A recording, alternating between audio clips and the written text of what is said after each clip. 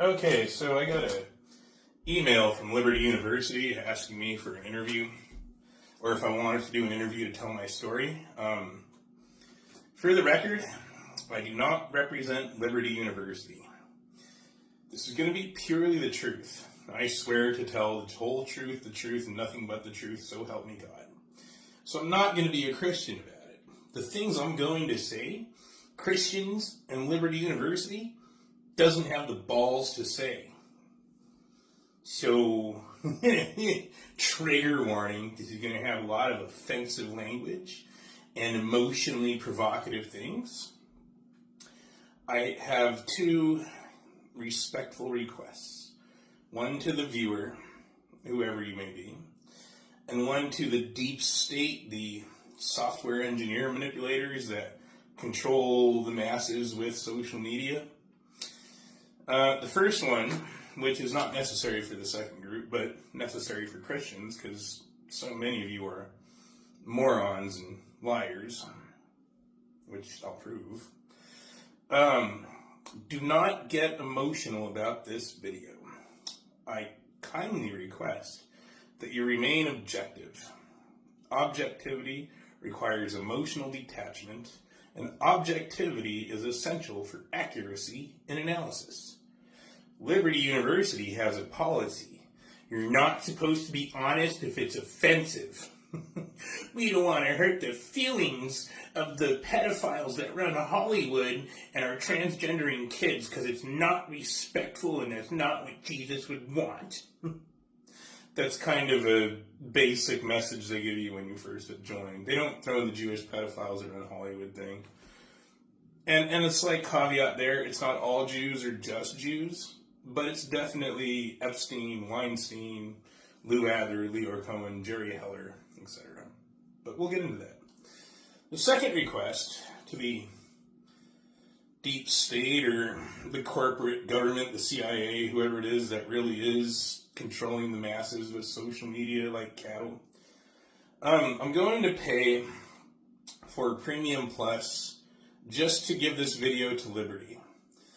I assume Liberty would not interview me directly because my social media is bad optics, racism, sexism, homophobia, toxic masculinity, all the isms, right?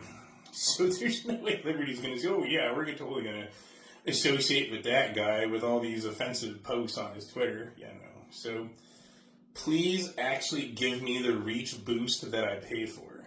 Now, I know you've been ripping me off when I've been paying for Premium Plus on Twitter, and you don't care. There's nothing I can do about that. It's just like YouTube Premium. It's the same grift. It's the same Jewing, right? I can't count how many times I've paid for Premium, which is like a 30-day billing cycle you pay in advance, and then I get banned for hate speech 6 days in, 14 days in. I do not get a prorated refund, and it's a struggle to shut off the payments.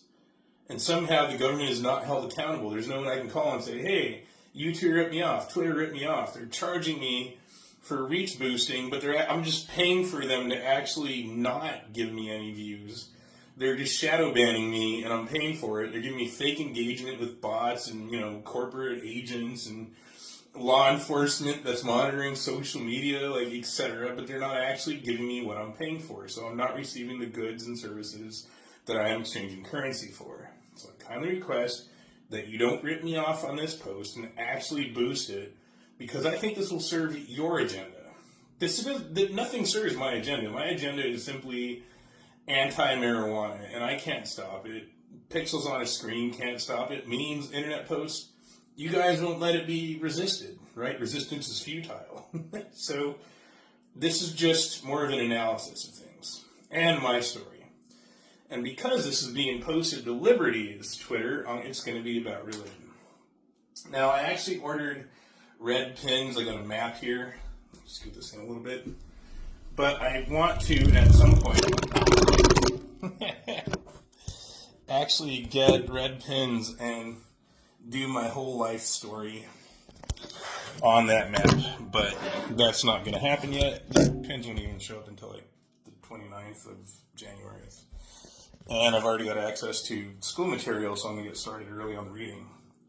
Anyway, Gonna do a timeline and a map. Probably should have done this video vertically. Screw it. Okay, so my family from Spain has been in Taos, New Mexico since 1608 on the mom's side. Spanish Catholics. 1608 on the dad's side and the 1700s on the mom's side. Right here in northern New Mexico, Albuquerque and Taos. Mom's side is from Albuquerque since the 1700s. The Mondragon family has been in Taos, New Mexico since 1608. The Catholics imitated the Jews on the law of Moses, so they were very inbred. Because the law was against intermarriage with the heathen, who to them was the Native American, they saw it as bestiality, essentially, to race mix with the Native American. There was, according to the oral history of Spanish conquistador families like myself in northern New Mexico, in a tiny little town between Taos and Santa Fe. I can't remember what it's called right now. Not Los Padillas or Las Cruces, something else. Española. In Española, I was told that one of the original conquistador ships had 58 original members, and of those 58, only 12 were female. And they bred their way up to 2,000 within a few generations. So there's a lot of hereditary disorders from the intergenerational incest over the centuries within the Spanish Catholic conquistador families. However, I get 30% Native American DNA from my dad, hence darker eyes, skin, and hair than a lot of other members of my family that have more of the white Spanish traits. I digress. Anyway, so this led to the gene mutation of schizophrenia. I was born in 1982 in Albuquerque, New Mexico. Whew. My mom and dad were corrupted by the drug and sex revolution. A big theory that I have is my dad's Native American genetics made him more susceptible to media influence than people who were European. There's a lot of studies about this. Some people just are more genetically predisposed to psychological malleability than others. Larger amygdalas, dopamine receptors, etc. That is relevant. So my parents were divorced before I was a year old. I can ascertain they were pregnant before they got married. They only got married before they got pregnant, and they rushed into it without getting to know each other first, hence the short marriage. Grew up in a single-parent household in Bernalillo. My mom already had my brother out of wedlock, so this isn't exactly Catholic. My assumption is they were more Mexican than Catholic, that genetics were stronger than environment. The culturally transmitted trait of Catholicism could not actually shape the behavior of, the genetic Mexican, the Mexican genes. Why everywhere you get Mexicans, you get Mexico. But I digress.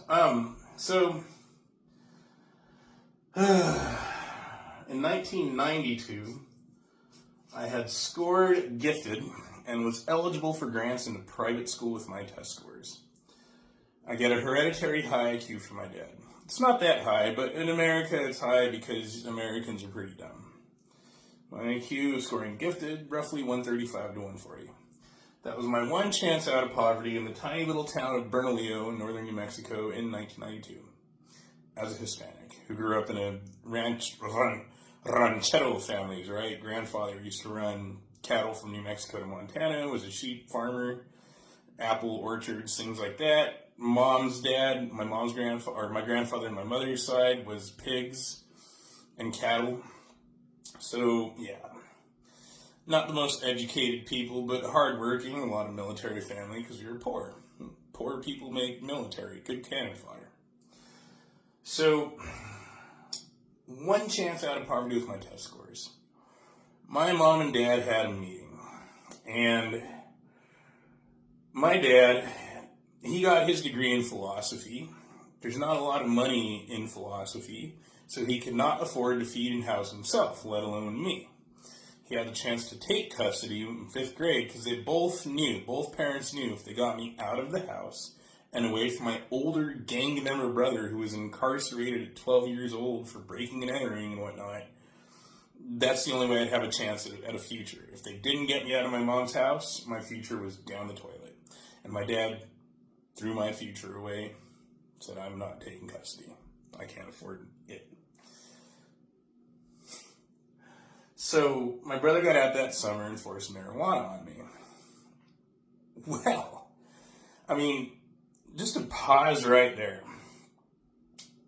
This is a huge link between marijuana and crime.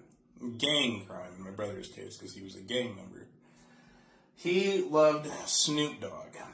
So media incited and influenced his drug use.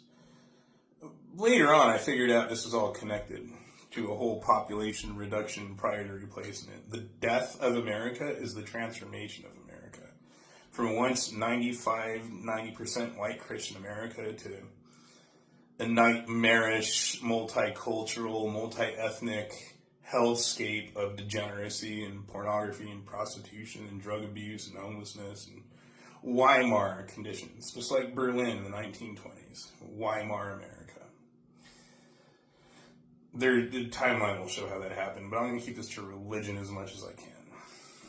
So that led to me going homeless and schizophrenic for most of my life instead of into college and career. Until I electrocuted myself on March 15th, 2008. And that was for whales and trees. Actually, between here and there, I was atheist this whole time because the actions of Spanish Catholics like my family drove me away from religion. I'll clip in a little video here. This is the only footage that I'm aware of my left hand. I went homeless. I hitchhiked to Colorado, then back to New Mexico, then to Arizona, then down to Mexico, train hopped down to Mazatlan, Sinaloa, then back to New Mexico, and then to the West Coast. And in California, I actually protested the war invading Iraq because I was homeless and schizo, and apparently these, protest groups will exploit the mentally ill for their own personal gain. And no Christians prevented any of this, nor Catholics. Like, a lot of this is going to focus on the failure of Christianity to prevent things like pornography and drug addiction, etc., from taking root in the Christian West. So after that, I ended up living in a tree in Northern California, and that's where I quit the hard drugs. I was on methamphetamine and all kinds of stuff. So I think that was roughly 2005. Yeah, no, it was like 2003, but I did it for a couple of years. And so after that, I thought only natural drugs were fine, and all synthetic drugs were harmful. I was wrong. Marijuana was not harmless. So yeah, here's that video. It's me living 200 feet off the ground in an old-growth redwood. It makes it hard to believe there are trees and places in this world people living. Right. So I did that for a little while, or a long while. And then eventually I hitchhiked up to Washington. Now, this whole time I wanted to go back and start a family and do the right thing and get sober and, get a job and get a wife and kids and do everything right. But it was like I was against the current. There were forces against me just fucking getting a job and, being drug-free and all this stuff. It was the weirdest thing. I had no idea this was actually an agenda that was being implemented through Hollywood, etc. Government, media, and banking. I'll identify that on the timeline in a minute. Anyway, March 15th, 2008, electrocuted myself for whales and trees in cannabis-induced psychosis. The only thing in my system was cannabis. I have my hospital discharge paperwork.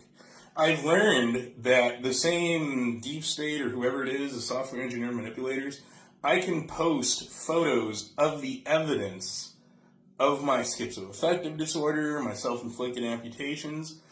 They'll delete those. So I actually have the hard copies in paper, right? The original hospital discharge paperwork. After that, apparently the FBI had watched me in the tree, and they kept a file on me as an eco-terrorist, which is dumb because I was nonviolent the whole time and homeless and schizophrenic. I don't believe the Federal Bureau of Investigation was so stupid they just didn't know that I was homeless and schizophrenic and had a mental illness. I bet they knew better than me about my family history of mental illness, but weren't saying anything, and then prosecuted me without bringing it up as a legal defense. Like, clearly he's fucking insane, he's mentally ill, and marijuana is activated and exacerbated his schizophrenia, causing him to self-inflict 3 amputations for whales and trees. No. So I told the sheriff, I still remember that whole electrocuting myself thing. I had all these things that they describe in Liberty's abnormal psychology as positive symptoms, and one was like, I gotta save the world. And so somehow I thought taking a tree-trimming pole saw, an aluminum-handled pole saw to a power line would save the world and punish the rich white people for the destruction of trees and the death of killer whales and rainforests and stuff. That's what I told the sheriff when he arrived.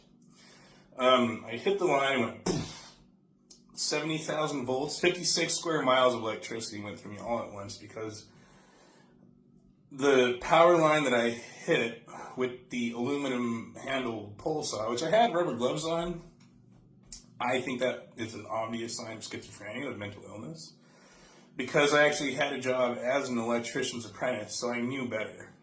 I knew that wouldn't insulate, but I still electrocuted myself anyway.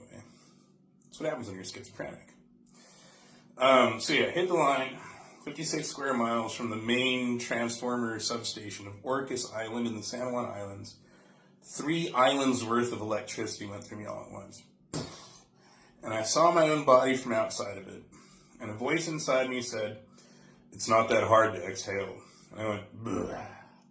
And all this thick black smoke came out of my mouth.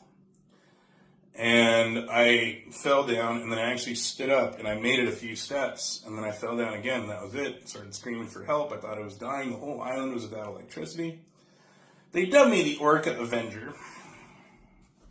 Hashtag white Christians or something, or atheists. Anyway. And then these girls showed up, and I was screaming for help, and one girl said, what do you want me to do? And I said, just hold my hand, and, you know. A power company guy showed up, and he's like, what the fuck did you do? And I was like, fuck, I cut the fucking power line. He's like, fuck. And so he went off and got help, and then the sheriff showed up, and I was talking to him for a while.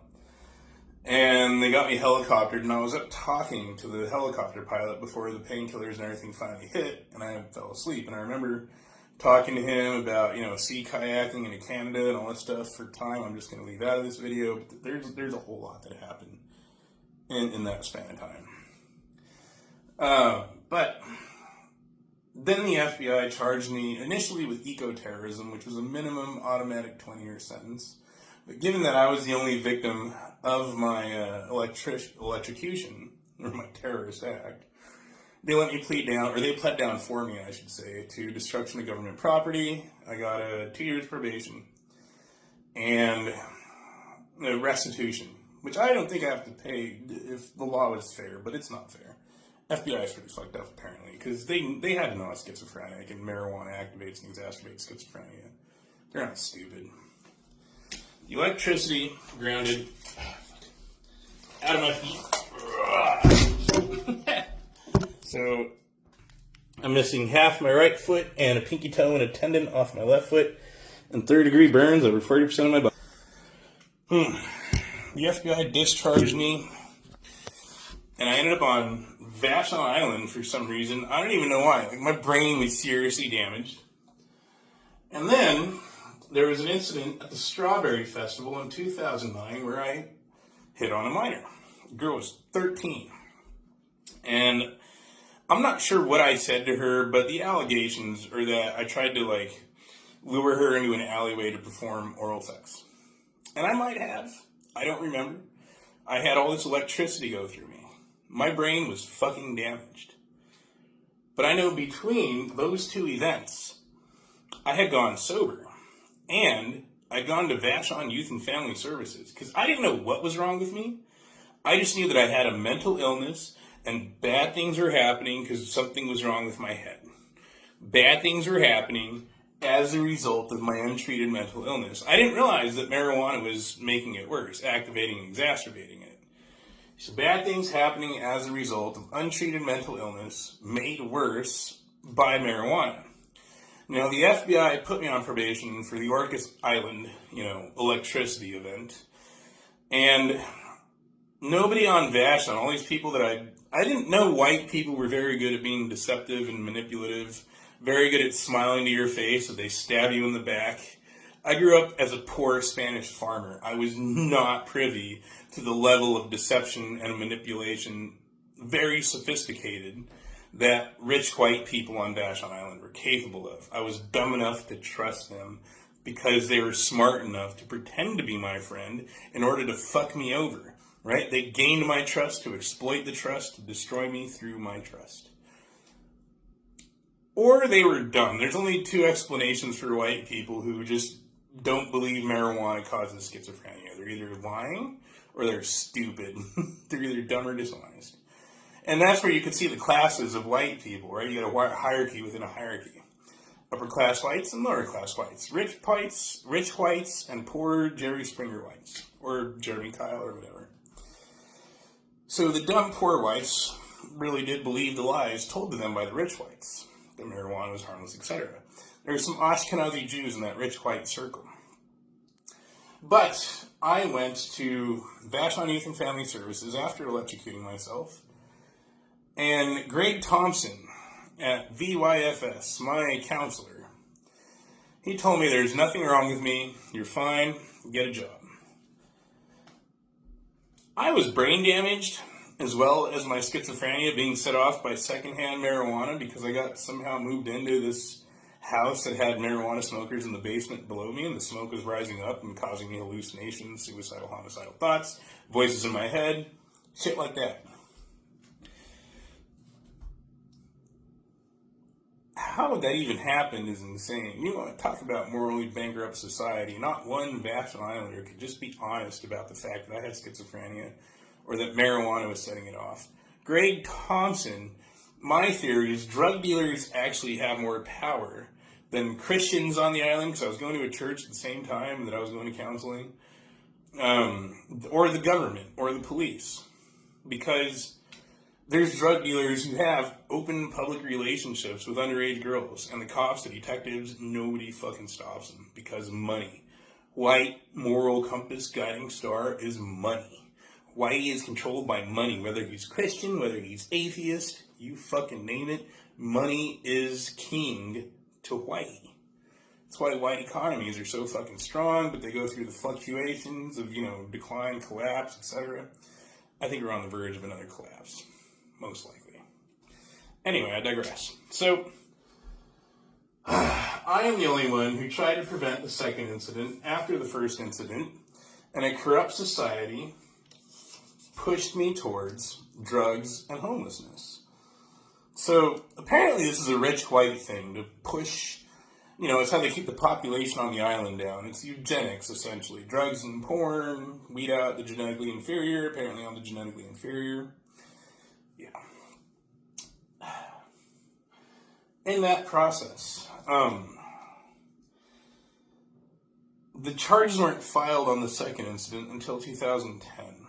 And I had to meet with my federal probation officer because they were supposed to violate me for a charge like that. However, it was just a misdemeanor. And he said they're not going to violate me because clearly I was not the most dangerous guy. And then he asked, why did it take over a year to file the charges? Apparently, it took a well-educated white person to see through the bullshit of white people that my dumb Mexican rancher self could not fucking see through. I'm stupid. FBI agent was smart. He saw right through their fucking shit. And here I was hating myself and thinking I was a monster when I was actually the victim of rich white and rich Ashkenazi Jewish corrupt motherfuckers. I had no idea. All this could have been prevented. But not just by rich white people. My mom, my dad could have prevented it.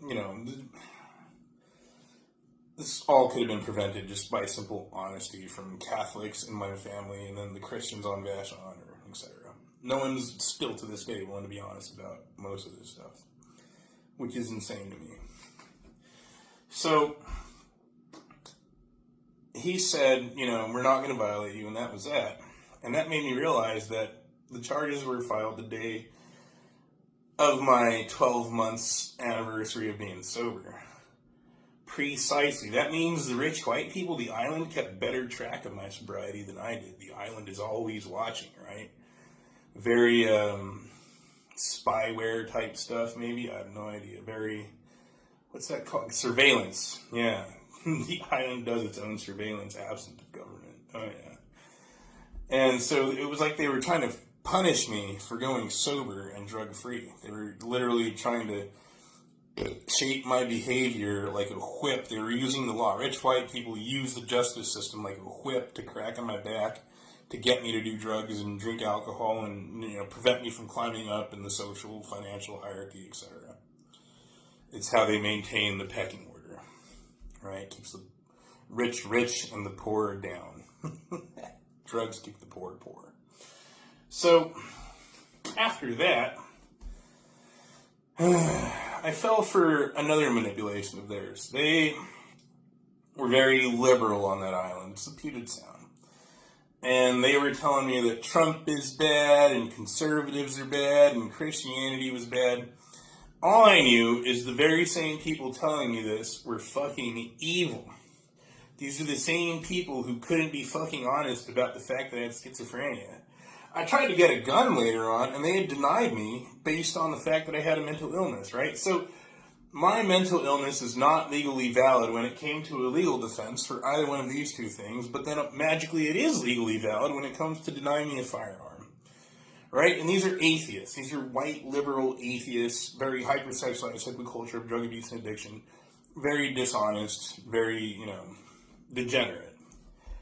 So how is it that my mental illness was simultaneously valid and invalid depending on the circumstances, right? When it came to helping me, because I would have been more difficult to bully if I had a gun, I was easy prey to get bullied by all these fucking rich white people and shit. If I would have had a fucking gun, it would have been a lot more difficult to punk me the way they love to.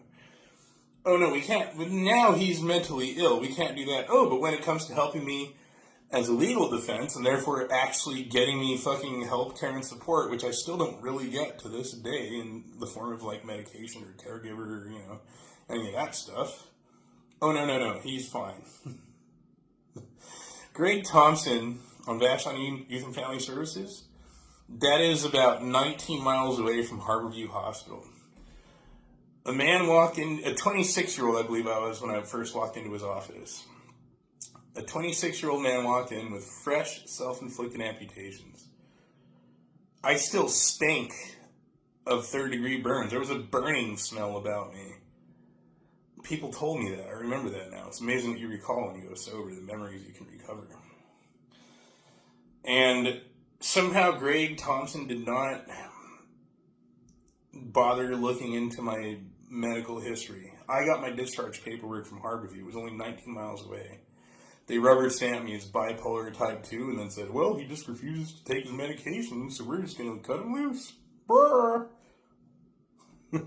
What's the worst that could possibly happen? Gee.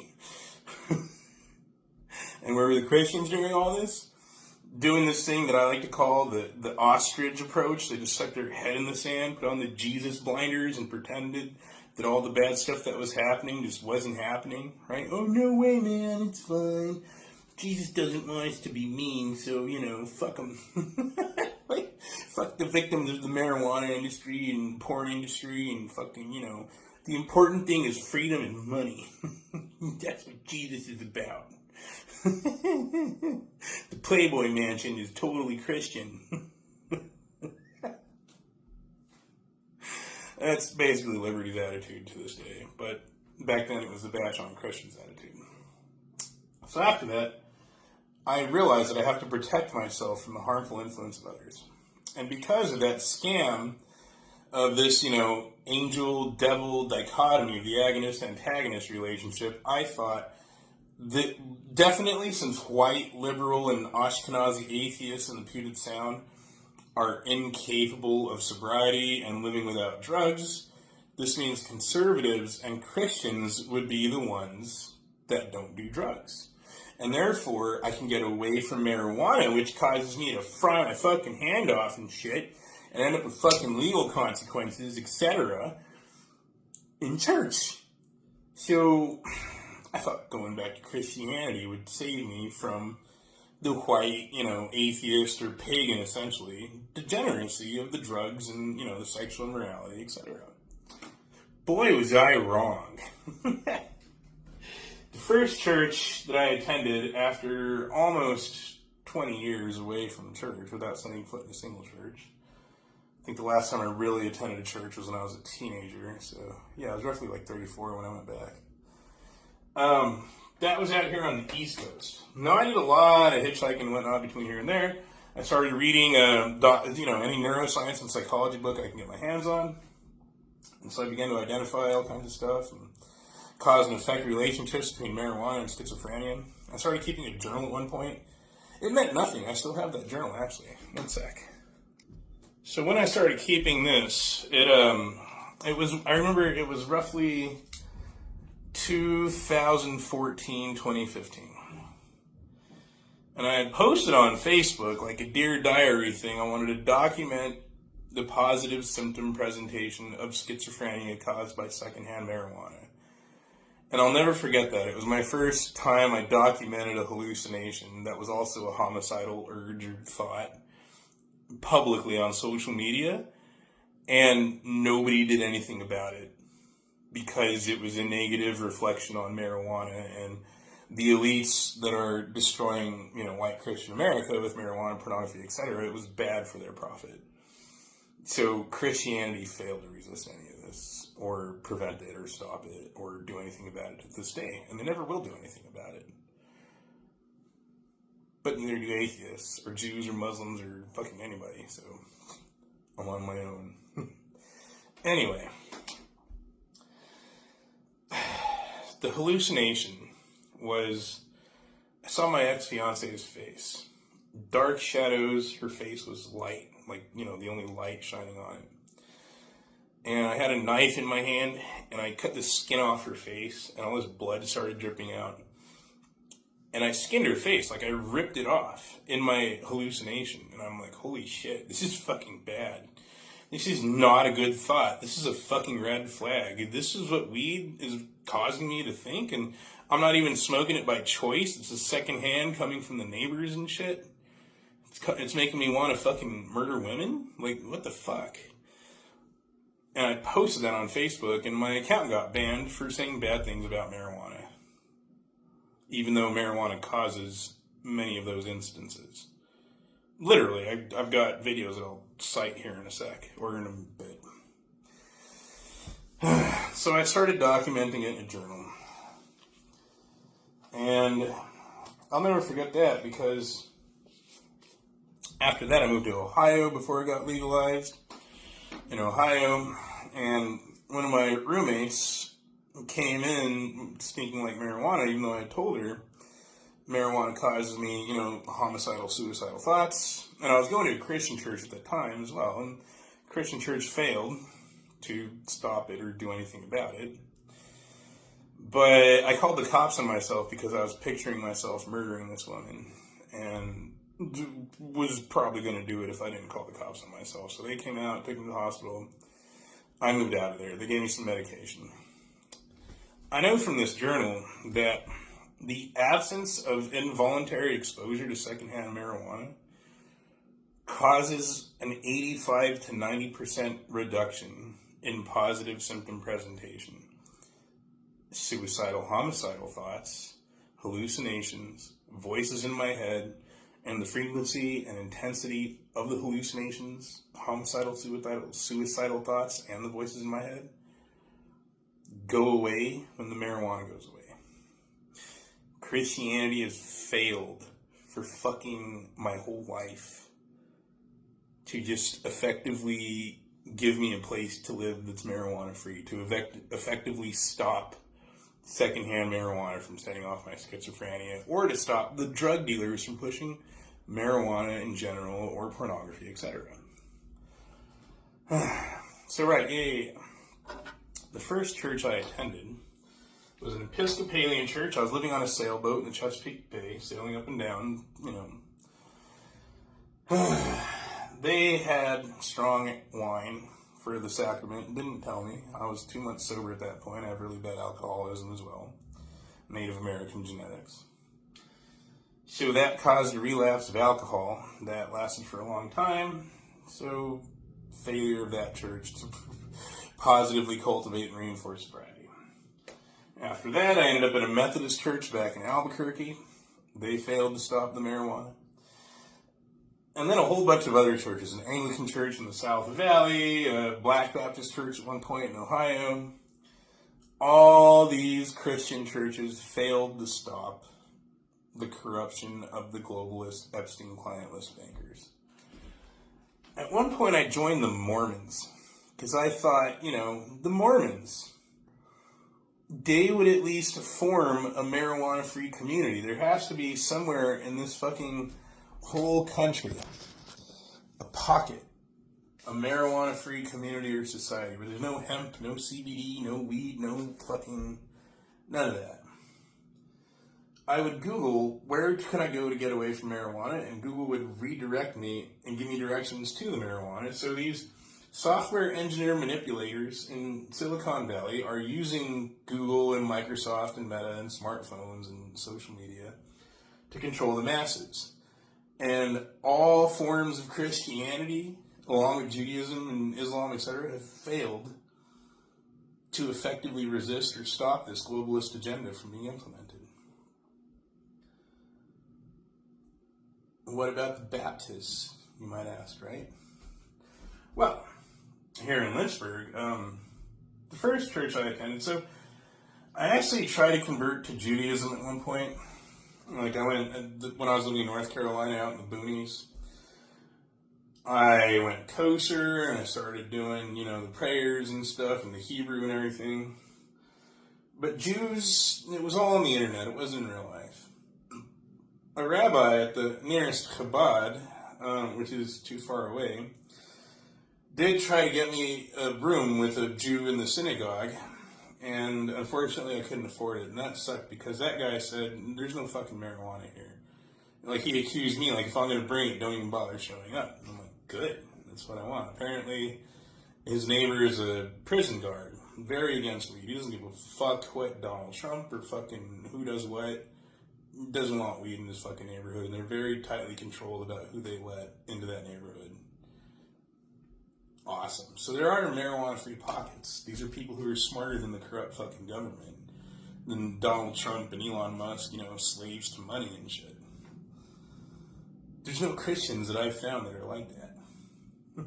Not one white Christian has effectively created a marijuana-free pocket that I'm aware of. So, because there's no Jews in real life, I ended up going to a Quaker church, and that guy was really cool, but he had hemp products in his fucking office, like a big marijuana leaf on the hand soap. And I'm like, see, the church cannot even resist its own corruption. Any church, any Christian church. But he got me to move up with his family up here, because, they live in this town, and he grew up in Lynchburg. And I was attending one church with my roommates, and then, the guy sold mushrooms, and he did apologize and repented and said, it was not a Christian. But I stopped attending that church because of that, and then I started attending a Baptist church. Now, you would think the Baptists are supposed to be sober and anti-drug, right? No. Whitey is whitey before he is Christian. It's just like my family. More Mexican than Catholic? Yeah, whites are more white than Christian. Nature is stronger than nurture. I told the pastor very specifically, marijuana sets off my schizophrenia and Donald Trump's going to legalize it because he's a slave to this globalist agenda, to the international banks. The Pastor Dan, told me straight up, I don't care about that. It was weird because the whole Baptist, Southern, conservative church, they were worshiping Trump like he was Jesus. And so when Pastor Dan told me that, it was like, oh, so you're saying Jesus doesn't care about me? Huh. But his whole grift of getting people to vote for Trump was Trump is against abortion, is what he said. And that's not actually true. But Trump is for, states deciding on their own, not federal regulation, right?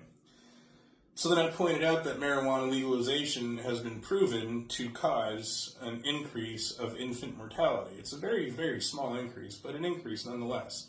weed causes certain babies to die because the moms are smoking it while they're pregnant. He didn't give a fuck. So it was like a hypocrisy and dishonesty from the pastor in the fucking church. When I confronted him about this, I said, well, what you're saying goes against these other things that you're saying. So you're not only lying, but you're being hypocritical. He kicked me out of church. He said, don't come back. So much for the Baptists creating a marijuana-free place. When I told one of those Baptists that Governor Gavin Newsom was proposing a ban on THC, the guy's immediate response was, well, he's out. What? Aren't you supposed to be a Baptist? Shouldn't you be against weed? And that's when I realized that whites were brainwashed by media since the boomers. Cheech and Chong, Jimi Hendrix, Jim Morrison, right? Media propaganda, drug and porn propaganda, the drug and sex revolution. And this didn't make any sense to me because white people, white Christians, were the fucking dominant empire of the world at one point, right? European Christianity dominated the Americas, Asia, Africa, and Australia.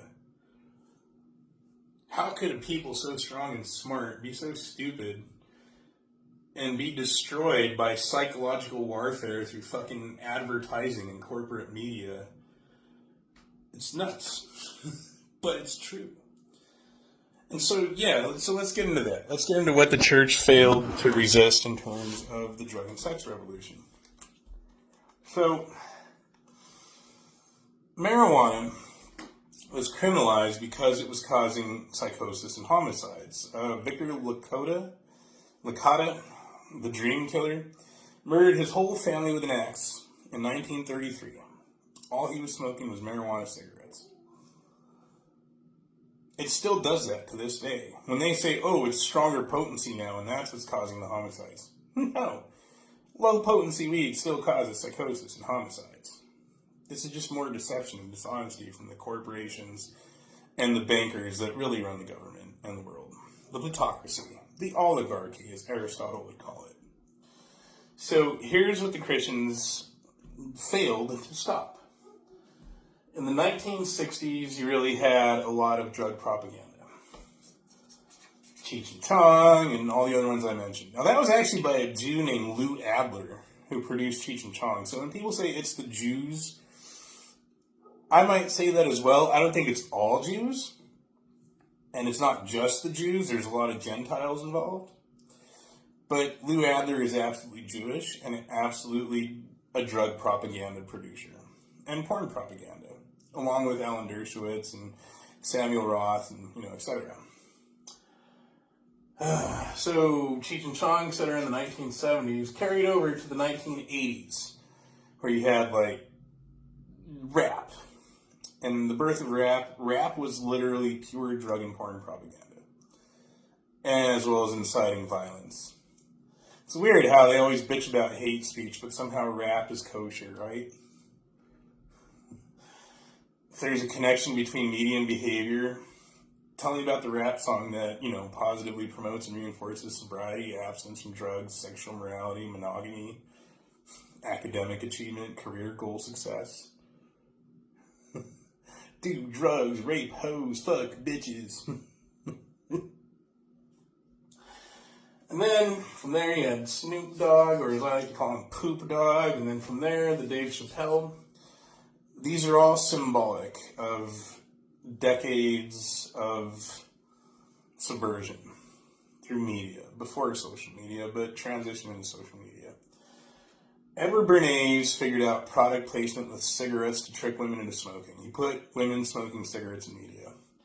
When I say the words marijuana product placement, while it was illegal for all these decades, right up until about 2010, from the 1960s, to me that means the banks started the drug war and profited from both sides. They cultivated a black market while profiting off the incarceration as well as consumption. They profited from both sides of the drug war they caused. One of the lies that I hear is prohibition increases consumption. This is simply not true. there are a ton of federally prohibited things that did not increase in consumption because they were not placed in movies and rap and entertainment industries, right? Social engineering through advertising, through media, magazine ads, billboards ads, newspapers, Hollywood movies, televisions, etc. Television shows. So the church failed to stop all this. I had a recent interesting observation that gave me some more insight. And this was, so I think it was about 2 weeks ago, I smelled marijuana inside the house. Whole house stank like weed. Roommates weren't home. Sometimes I suspect that my roommate might still be a marijuana dealer once in a while. Which really doesn't make any sense because what he told me is that it caused him to hallucinate and see demons and stuff like that. But then he was still selling it after he quit. So white people are more white than Christian, right? Money is really what I'm going to guess is his ultimate driving factor, not morality. But I don't think reporting to the cops would do anything anyway. I think the cops it's either a small town thing or they've known him since they were all kids, and so they're not going to enforce law because of that, or because the cops are just corrupt or dumb or both. So I can't really do anything about it unless I go vigilante, and that destroys my life. I could end up dead, injured, in jail, all three. Who knows? It's fucking insane how corrupt society has become and how much Christianity has failed to stop it. So, I was in a Twitter space yesterday where everyone can share the voice chat. And, there's some Christians in there, and mostly white people. And it was a conservative space, and then somebody entered the space and said, oh, India is migrating because global warming is real and it's getting hot in India, so that's why they have to come here. And I realized this was a subverter. This was someone who was pretending to be a white Christian conservative to dupe Christian conservatives into liberal agendas.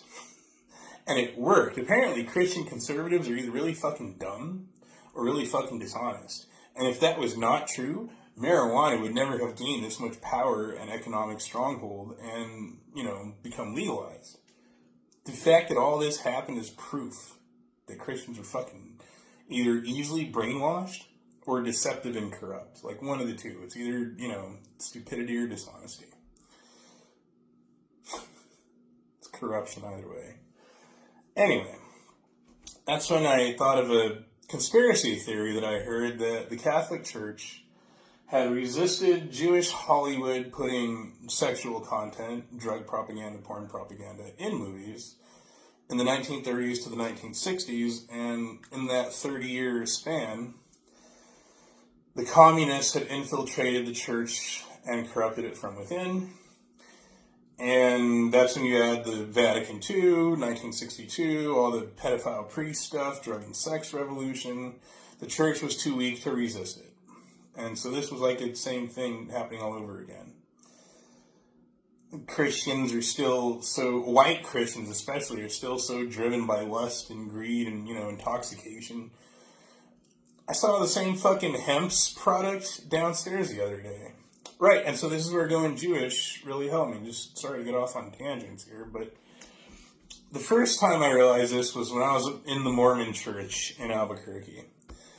This woman kept showing up at the family's Bible studies, and she was bringing cookies, and then I was experiencing hallucinations and suicidal, homicidal thoughts, and I figured out that her son smokes weed and he made the cookies. So cross-contamination, the weed on his hands was getting in the cookies, and I was eating it. She was so fucking stupid, she thought it was fine. So I started sticking to kosher to protect myself from, accidental drugging, involuntary intoxication, forced drugging, essentially. When I moved to North Carolina, that worked again. I was living with a woman, Craigslist thing in Goldsboro, who promised me no one smoked marijuana on property. I moved there, the handyman is an alcoholic marijuana CBD smoker.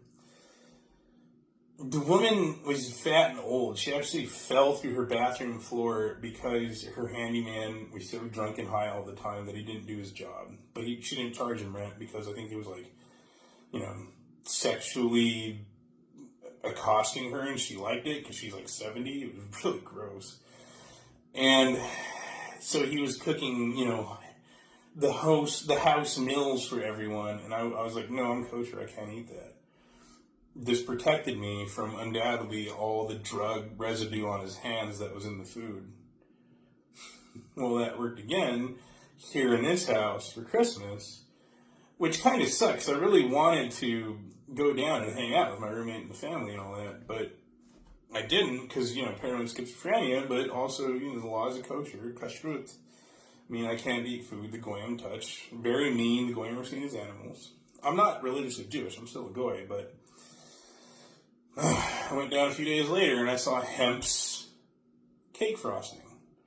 So there's cake frosting that has cannabidiol, right, CBD, but no THC. That's still not something I want to eat. I don't want that in my system. I'm saying no. And the wife, for some reason, she gets really angry at me about this stuff. Most addicts are like that. When you say the drugs are bad, they feel like they're personally attacked. So they have to attack you. It's insane that I can't find very many white Christians that just don't do fucking drugs, including hemp and CBD. I'm sure they'll say it's harmless. It's not. You know all those stories of the CBD helping the epilepsy kids? You know why they don't last very long? It ends up causing suicidal fucking thoughts. Kids commit suicide from CBD, the epilepsy kids. They can't stay on it for more than like 2 or 3 years or something like that. I met a girl in the Mormon church. This dad was like, oh, well, she's got epilepsy, so the mom just gave her marijuana for years. Didn't go to the doctor or get a prescription or anything, right? Well, her brother just fucking committed suicide from weed that fucking week, like 3 days before I met him at the church. And the dad, who was a white Christian, was too stupid to draw this cause and effect relationship between weed and his kid's suicide, and therefore stopping his daughter from doing the weed. How the fuck are white Christians this stupid? They're brainwashed by TikTok, right? These roommates, as well as white people on the internet who are Christian or raised Christian, have told me, oh, well, they want to ban TikTok because, TikTok gives you the truth. Yeah. Fucking TikTok gives you the free speech, right? Oh, yeah. Fucking Google is lying to me, but TikTok wouldn't. Oh, yeah, that's fucking genius, isn't it, right? And these are Christians. And there's Bible passages that command against gullibility. Somehow, they're just not even fucking following their own Bible. It's fucking wild. Their actions don't match their beliefs. Actions are louder than words, etc. So, not that tangent's out. I forgot where I was going to go with the rest of this. So, I'll just show some stuff that I have ready on the internet. Okay, so just to give you some examples of how retarded white Christian Americans are when it comes to marijuana and mental illness. This black woman who stabbed a 3-year-old white kid, clearly mentally ill. I don't think she's faking it.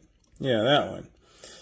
She actually tried to get herself mental help repeatedly prior to the incident. She tried to prevent it, and white Christians all said, no, you're fine, nothing's wrong with you, get a job, blah, blah, blah. And then she killed that little white kid, little 3-year-old white kid. The killer nun of Belgium, Sister Godfried. She had a fucking brain tumor they operated, so she had a brain injury.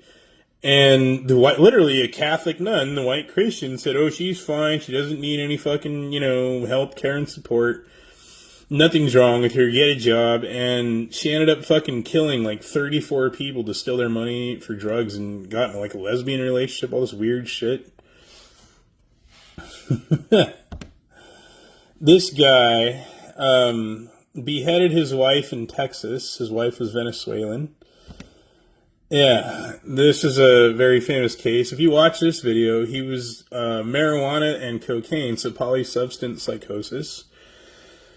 And somehow all these crime stories showing that marijuana setting off psychosis causes homicides are suppressed.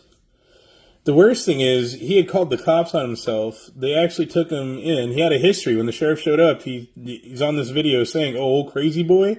So they already knew this guy was mentally ill, and they just they released him instead of leaving a hold on him till the drugs left his system. And then he fucking killed his wife. So this all could have been prevented had fucking government been honest about the connection between mental illness and marijuana and cocaine, of course. But yeah. And then this guy. He only smoked weed, nothing else, and dismembered a whole body. And I was smoking weed. That's all I was smoking. Just had to put something in it. Make me feel weird. Right. No, they didn't put anything in it. And he also displays more cannabis-induced psychosis things. Oh yeah, there's one more. Okay, so you have the murder of Cannon Hinnant by Darius Simmons. Darius Simmons was high on marijuana when he murdered that little white kid. Yep. And not only that, he has previously charged 3 times with maintaining a house for drug activity, but only resulted in 1 conviction. And marijuana just stayed fucking illegal and they enforced the laws, that little kid would not have died. And that's not an isolated case. Darrell Brooks, the guy who murdered, how many Christians? I think like 16 died with the vehicle in Waukesha, Wisconsin. He smelled of marijuana when they arrested him, and his eyes are red and glassy. And he had a history of marijuana. He injured 61 people and killed 6. Robert Bowers, the synagogue shooter. History of marijuana. The list goes on and on. So when I see, things like, how can I put this exactly? Los Angeles burning, and I think, well, obviously marijuana legalization and diversity, like marijuana makes whitey, gay, and race mixing. White Christian America, the once monolithic America, became, multi-ethnic and multicultural with the decline of heterosexuality amongst white Christians. Drug and sex revolution, all marijuana. So, marijuana really started getting pushed in the media in the 1960s. And that just accelerated every decade. This used to be largely white. 90% white and Christian. Los Angeles.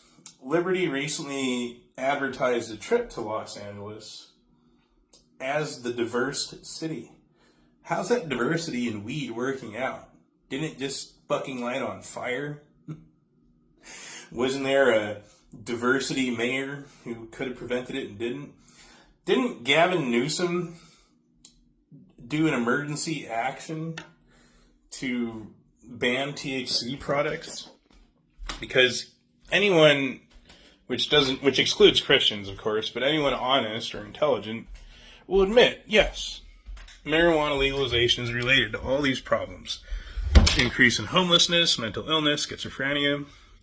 You think my thing was bad? Look at all those fucking cases. These people are dying. There was a dude who beheaded his federal agent dad. Cannabis, medicinal marijuana was the only thing he was on. He cut his dad's fucking head off and posted it on YouTube in a bowl. And that guy was a federal agent. The federal agent's kid are fucking cutting his head off high on weed.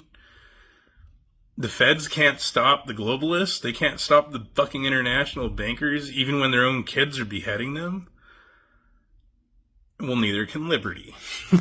So I found my first sort of real example, real proof, and any liberty student will know what I'm talking about when I say that a lot of the material has a lot of anti-Christian stuff. Well, this is Ghislaine Maxwell's dad, Robert Maxwell.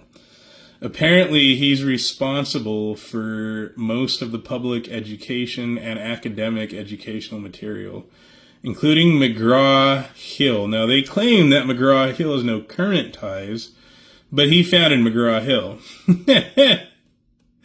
Yeah. There's so much more to this that I want to talk about, but I'm getting tired, and I really want to get on with studying. it's fucking insane that white Christians, like I thought white Christianity would be like the ones who would be the honest, moral people to stop the marijuana. When I moved to North Carolina, I saw it as a white Christian conservative state, a red state. They couldn't stop it. They tried, but the evil, drug-pushing, marijuana, hemp product-pushing motherfuckers, they don't let laws stop them. The only thing that stops them is violence, and they're capable of violence, so it takes a lot of violence to stop drug pushers. Bullet in the head, etc. It really makes me question God, because what kind of God allows this to happen, right? What kind of fucked up God is that? Is God a monster? Anyway, since it failed here, my next move might be to go to that Jewish neighborhood and try to convert to Judaism. Now, I have no delusions about that. I know Jews smoke weed like fucking crazy and are all about pushing weed. I can name Jews who literally subverted America with pro-marijuana, psychological warfare in media and government. But they might be able to achieve what no white Christian or Mormon or Mexican Catholic has achieved, and just help me live a life where I don't have to deal with secondhand marijuana exposure or hemp, risk of eating hemp with the food, etc. Maybe. Like even here, about 2 weeks, that's what I was going to talk about for the tangent. So roughly about 2 weeks ago, smelled marijuana in the house, went downstairs to make sure I wasn't hallucinating. It was pretty strong. And I heard a noise, east, about northwest. The northwest, the back of the house. And it made me question, is somebody in the house smoking? But then I opened the door and it smelled it outside really strong, both the front door and the back window upstairs. It's possible someone snuck on the property and was smoking it. And it went into the intake, the fan, for the heater-cooler unit. I asked a roommate about it, he said it wasn't him, and I believe him. But I think it might have been either someone he knows or, like somebody, because he did have people visiting at that point. And it might have been them, but it might not be. I don't know. I'd rather be Christian and just trust him even if he is lying to me. Like, I'd rather be wrong and just believe in the best of people, even if they are fucking me over. So clearly the Christianity is rubbing off.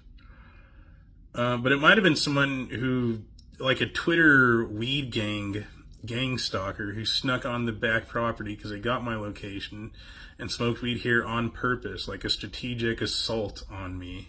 Take that. Which is fucking weird, because clearly there's no point in having faith in Christians to stop this. And to that point, because that's literally the whole thing of me returning to Christianity, was I just wanted to find a marijuana-free life, a marijuana-free community or society, and all white Christians, Mexican Catholics, you fucking name it. I'm not even bothering with blacks. My assumption is there's no black neighborhood that's marijuana-free. So all have failed. Haven't tried Jews yet. They might succeed, they might not, I don't know. But it makes me question whether or not I'm really an atheist and Christianity is just a mask that I'm wearing. Or am I truly Christian? I actually do struggle with this, authentically. But this is definitely making me better at deception and manipulation. All this fucked up society. This very deceptive and manipulative society. And that seems to have advantages. For example, I was in the Orthodox Church last Sunday. And they've had problems with theft out of the fellowship hall. There's a little area where people eat and have conversations after Mass. And people leave their wallets and purses and stuff unattended there. I thought they'd have cameras. Apparently they don't. So they started a security thing. Well, I was in service, and then I see the old man who's supposed to be watching the hall inside the church because he doesn't want to miss, parts of the service with the prayer and the sacrament. And I decided to be an atheist, essentially, and not trust Jesus. And I went out there and monitored the hall. And when I was out there, I started walking, circles, doing, what do you call that? A route, basically. When security does the, walking and all that. And I noticed there is a woman's purse 3 feet away from the front door, open, and you could see the wallet inside of it with all kinds of cash and credit cards. Someone could open the door, arm's length, reach in, grab that, fucking gone. And this happened multiple times. The guy kept going in. Every time he came out, I went back in, and then he would come back in, and I would have to go back out. How are white Christians this stupid? Like, the father has said repeatedly, don't leave your items unattended. We've got problems with theft. And giving that this Epstein client fucking island, Ghislaine Maxwell's dad is behind the content, the course material that Liberty's teaching. I don't know. Clearly, I cannot count on Christianity nor atheists, etc., to prevent all that kind of fucked up shit from happening, nor be honest about the simple fact that marijuana causes fucking mental illness, causes all these problems. The white Christians here, the Baptists, etc., they fork out tons of money for like starving Africans. But there's white homeless tweakers who all started out with weed and ended up on hard drugs, and they don't give a fuck.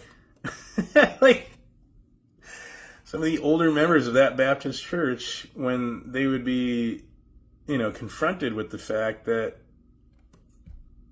their kids are gay, like one guy, his daughter is lesbian and in a poly relationship or something, they don't see this connection, how marijuana caused that sort of stuff to increase, and how it's connected to the porn industry and other drug industries and the gateway drug effect, etc.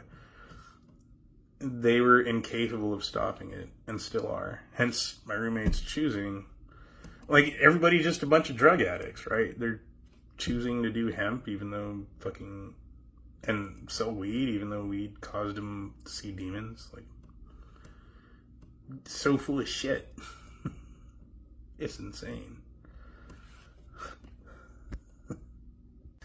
And so all I know is I'm doing everything I can to say no to drugs, get good grades, stay in school, get a job, and do the right thing. And that behavior is not being rewarded. It's being punished. Like, I'll post this to Liberty's fucking Twitter.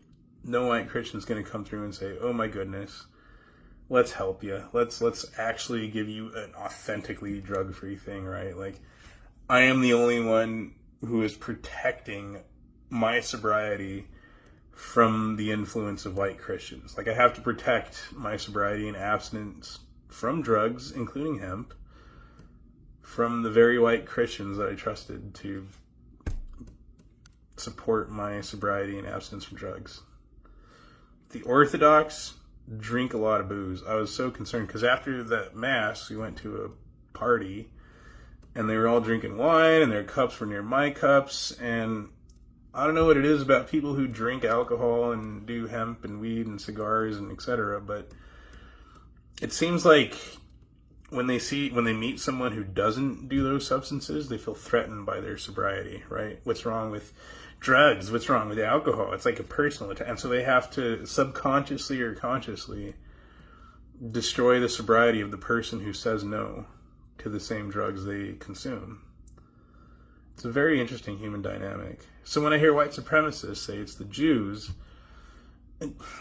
even if you take that at face value, all the Jews are doing are exploiting naturally occurring mechanisms in human nature, right? You see a lot of white supremacists saying it's the Jews committing white genocide with drugs and porn, but then they also are very big pro-drugs and post-porn.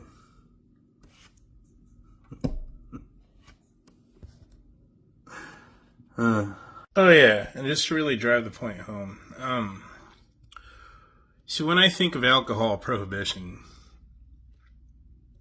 I used to think this whole thing about how I was very rare and it was my genetic inferiority and therefore racial inferiority whites could just handle weed better, the way they can handle booze better.